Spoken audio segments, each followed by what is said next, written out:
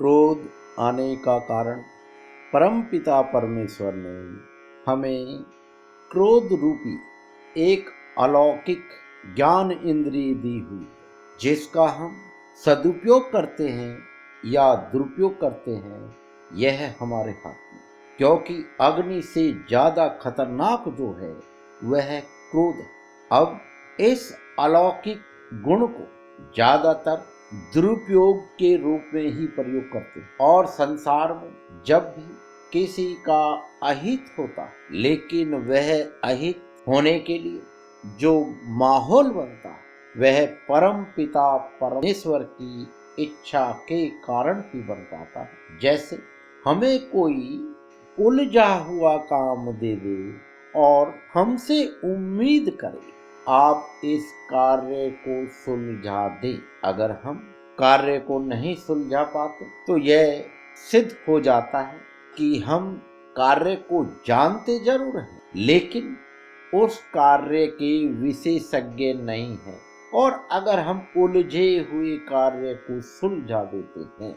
हम उस कार्य की अच्छे जानकारों की गिनती में आ जाते हैं। इसी प्रकार परम पिता परमेश्वर ने मनुष्य जीवन के अंदर जन्म से लेकर मृत्यु होने तक अलग अलग प्रकार की उलझने बनाकर हमारे सामने पेश कर दी है। और जब हम उन उलझनों को नहीं सुलझा पाते तो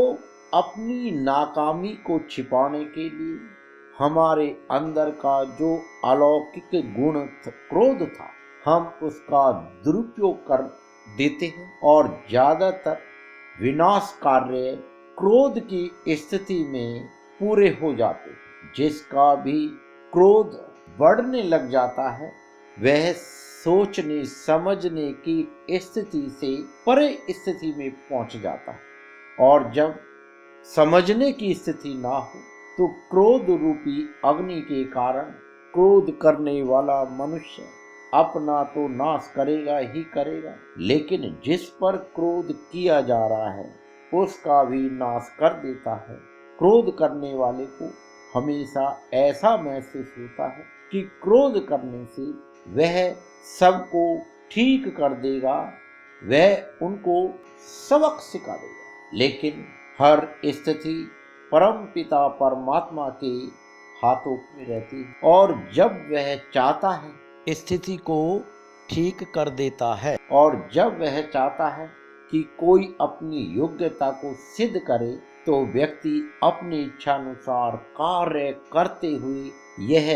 भूल जाता है कि मैं जो भी कर रहा हूँ उसके लिए सारी व्यवस्था, सारा माहौल मुझे परम पिता परमेश्वर ने दिया है, जिसके कारण मैं जो भी कर्म कर रहा हूँ और किसी से जो भी इच्छा करता हूँ या किसी से कोई उम्मीद करता हूँ वह इसी कारण से करता हूँ क्योंकि मुझे ईश्वर ने इस समय इसके साथ यह कार्य करने को दिया है। लेकिन अगर मुझे क्रोध आ रहा है किसी कारणवश, और ज्यादातर क्रोध अपनी इच्छा अनुसार कार्य न होने पर आता है, और हमें क्रोध का सदुपयोग करना है या दुरुपयोग होते रहने देना है, यह हमारी समझ के ऊपर है। लेकिन अगर क्रोध अग्नि के आगे हमारी समझ खत्म हो जाती है तो यानी कि ईश्वर की दी हुई इस अलौकिक पहेली को हम सुलझाने में असफल हो गए हैं, और जब हम किसी चीज में असफल हो जाते हैं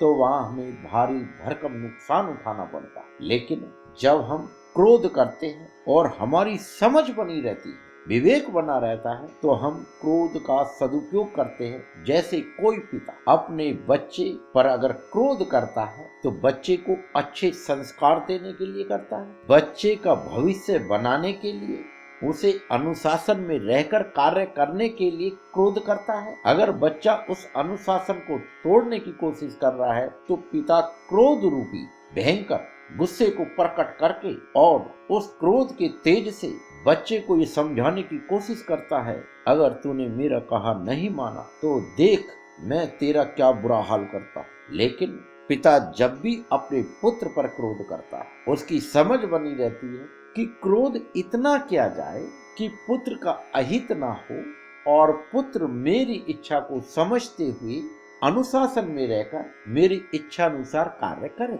और इस प्रकार पिता पुत्र के लिए,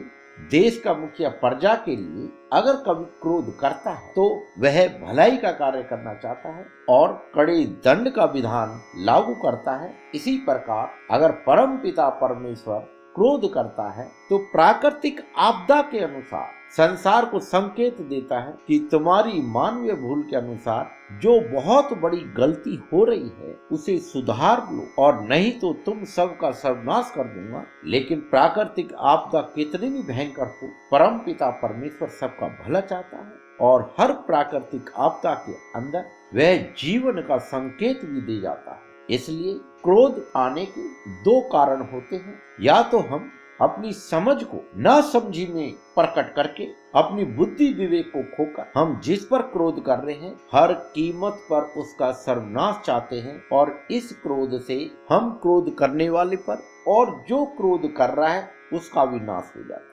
लेकिन अगर कोई क्रोध करता है और किसी के कल्याण के लिए क्रोध करता है तो संसार में पिता पुत्र पर क्रोध कल्याण करता है, शिक्षक छात्रों पर क्रोध करता है कि अगर ये नहीं सुधरे तो जीवन भर नाकाम हो जाएंगे। इसलिए छात्रों के भले के लिए शिक्षक क्रोध करता है। अध्यात्म में गुरु अपने चेलों पर क्रोध उनके कल्याण के लिए करता है। अगर उनके चेले थोड़ा सा भटकने की कोशिश करते हैं तब गुरु क्रोध रूपी शस्त्र से उन चेलों को ठीक करने की कोशिश कर देता है। इस प्रकार से संसार में हर चीज के सदुपयोग और दुरुपयोग होते हैं और क्रोध भी इसी प्रकार से इस्तेमाल किया जाता है। अगर कोई गलती कर रहा है और हम उससे प्रेम नहीं करते तो अचानक से हम उसे सुधरने का मौका ना देकर और क्रोध रूपी आग से उसके मन को खंड खंड करने की कोशिश करते हैं, उसे लज्जित करने की कोशिश करते हैं,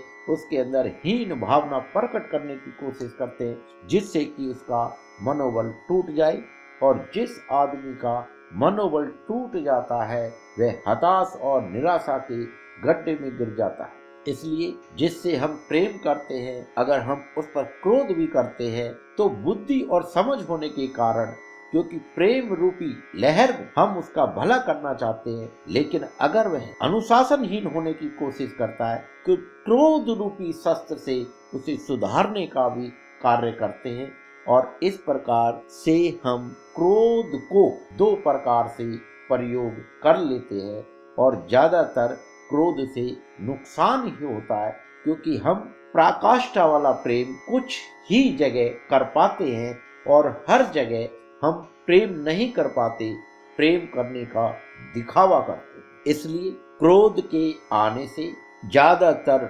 नुकसान होता है और बहुत कम स्थिति में क्रोध करने से फायदे भी होते हैं। इस प्रकार क्रोध किस पर किया जा रहा है यह मुख्य है। अगर अपने किसी खास से किया जा रहा है क्रोध तो उसके भले के लिए। अगर थोड़ी सी दूरी बनी हुई है, मन थोड़ा सा उससे अशांत है, तो हम क्रोध से उसका और अपना दोनों का नाश कर देते। जय गुरुदेव।